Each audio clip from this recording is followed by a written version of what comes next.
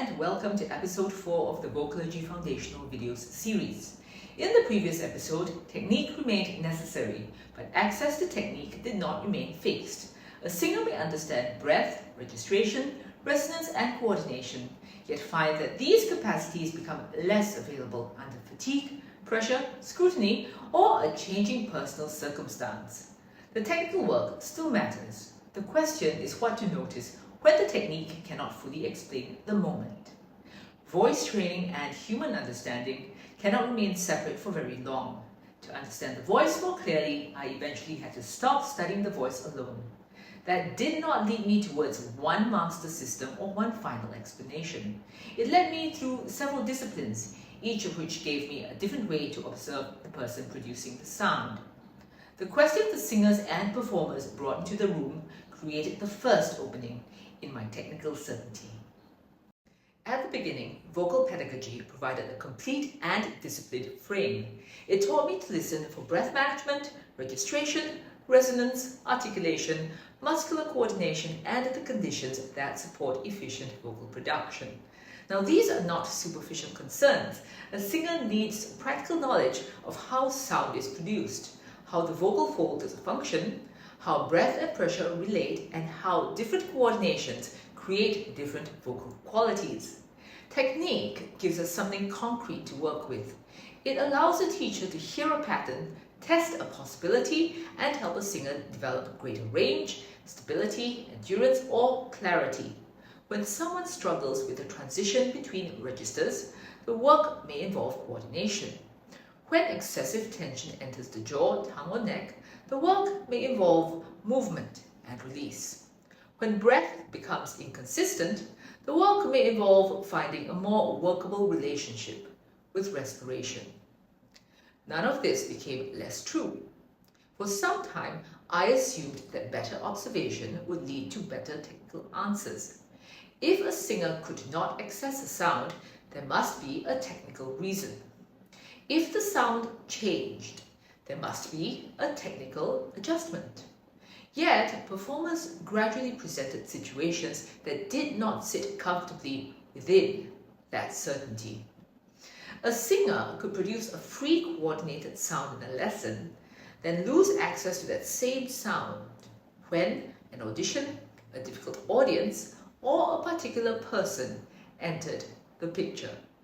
Another person might arrive with a voice that seemed less available after weeks of exhaustion, even though the technical knowledge remained intact.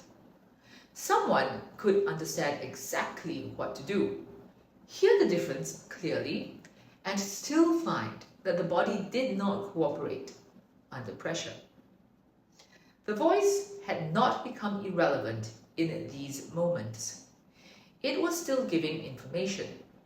Yet, an isolated technical diagnosis did not always account for why a familiar coordination appeared one day and disappeared the next. Attention began to widen. Rather than observing vocal function as though it existed apart from the rest of life, I began to notice bodily state, attention, environment, expectation, and lived experience around the voice. A voice does not enter a room by itself. A person enters with a body, a history, an immediate set of conditions, and a particular capacity for access on that day. The question slowly changed from what is wrong with the voice to what is happening around this voice. That question did not reject vocal pedagogy. It placed vocal pedagogy within a larger field of observation. Each unanswered question asked for another lens, not a faster technical answer. Somatic Voicework became one of the first places where the field widened. Rather than treating the singer only as a source of sound, it attended to embodied experience, sensation, posture, breath, movement, and what singing feels like from within the body. Sound can be heard from outside. Sensation can be reported by the person producing it. That distinction altered the work. A singer may describe a throat that feels narrow, despite a sound that appears stable, or a breath that becomes difficult to receive, even when the technical instruction seems clear. Posture, habitual holding, and the singer's internal sense of effort become part of the observation. While vocal pedagogy may ask how coordination is functioning, somatic voice work also asks how that coordination is being lived. Neuroscience provided another vocabulary, particularly around nervous system state, attention, learning, threat, regulation, and motor patterns. It gave language to a familiar practical observation. Access to a learned skill can change with state. A person may know a coordination, rehearse it successfully, and then lose ready access to it when attention narrows, pressure rises, or the body enters a more guarded condition. This does not mean neuroscience explains every experience in a voice studio. It does not, nor does it reduce singing to a set of neural events. Yet, it helps clarify why learning depends on more than repeating an instruction and why a person's capacity to notice, adapt, and coordinate may vary from one circumstance to another. Psychology opened attention towards another part of the picture: expectation, identity, belief, adaptation, and behavioral patterns. A performer does not arrive as an empty instrument. They arrive with an idea of who they are, what they believe they must achieve, and how they expect others to judge them, as well as how they have learned to respond when something feels difficult. These patterns can enter performance without being the sole explanation for vocal difficulty. Psychology does not tell us that every tight sound comes from an emotional cause. It offers a way of observing how a person relates to the experience of singing, including perfectionism, self-criticism, avoidance, persistence, fear of error, or the habit of trying to control every outcome. Such patterns may shape the conditions under which technique becomes available.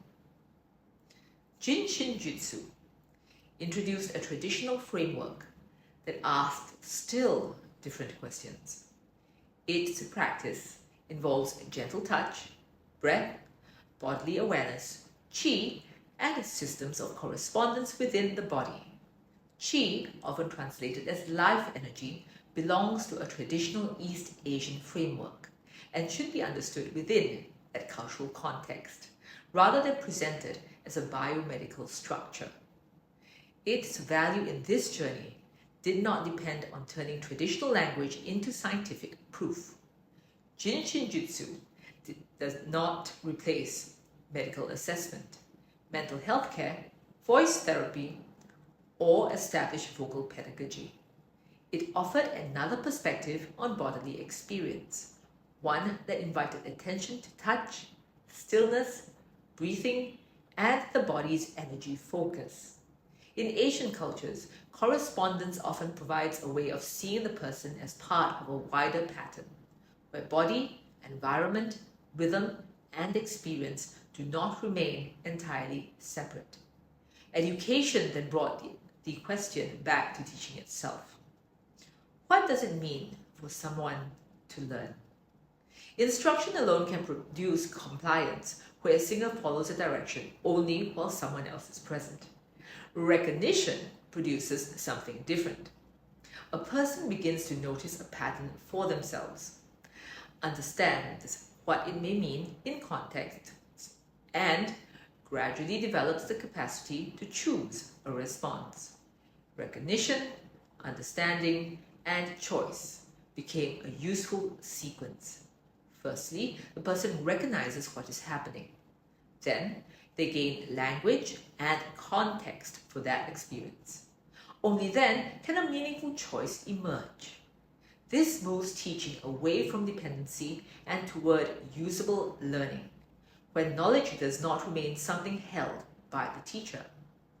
Still, these fields made one point difficult to ignore.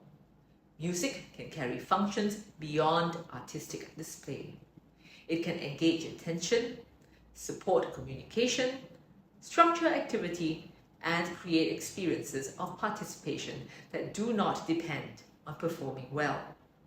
The singer and the music maker cannot always be separated from the person who is learning, adapting, relating, and living through a particular moment.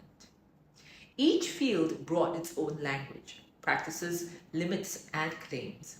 Somatic Voicework attends to the embodied experience. Neuroscience studies nervous system processes. Psychology examines patterns of thought, behavior, and adaptation. Jin Shin Jyutsu works within a traditional framework of touch, breath, and qi. Education considers how learning becomes awareness and agency. They do not need to become one system. More information did not give me a final explanation. It made the limits of any single explanation more visible, and that produced humility. The further I traveled through these fields, the less convincing a single answer became. Study did not produce mastery over the person. It revealed how much of the person remains outside any one method of observation. A voice may carry patterns we can hear and describe, yet the reasons a pattern appears, changes, or persists may involve conditions that no isolated discipline can fully account for. And this is where restraint becomes necessary. Neuroscience does not prove Jin Shin Jyutsu, and a traditional framework of qi does not become a biomedical account simply because similar words, such as breath, regulation, or body, appear in both conversations. Psychology can help us observe belief and behavior, but it cannot explain every vocal pattern. Nor does a wider view reduce the place of technique. A registered transition still involves coordination. Vocal fatigue still calls for careful assessment. Medical concerns still require medical care. The disciplines remain distinct because they ask different questions. The differences do not weaken the work. They protect it from false certainty. Rather than forcing every observation into a single vocabulary, vocology permits each lens to retain its own boundaries while contributing to a fuller view of the person. Over time, the voice began to appear less as an isolated problem to correct and more as information arising from within a larger human experience. The sound may change, but the sound does not exist apart from the body producing it, the attention organizing it, the circumstances surrounding it, and the meaning the person attaches to it. The voice remains concrete. It can still be heard, trained, assessed, and developed, yet it belongs to a life. And that changed the questions within a lesson. What is wrong with the voice can still be useful when it leads towards a specific technical observation. But it cannot be the only question. Along it comes, what is happening with this person? And sometimes, when an immediate answer would be premature, the more useful question is, what can this moment help us notice? Those questions do not invite a teacher to diagnose a life story from a sound. They invite careful attention. Perhaps the singer needs a technical adjustment.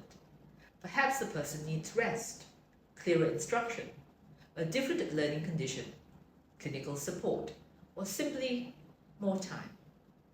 The work begins by recognizing what is present, rather than assuming that the voice itself contains the complete explanation.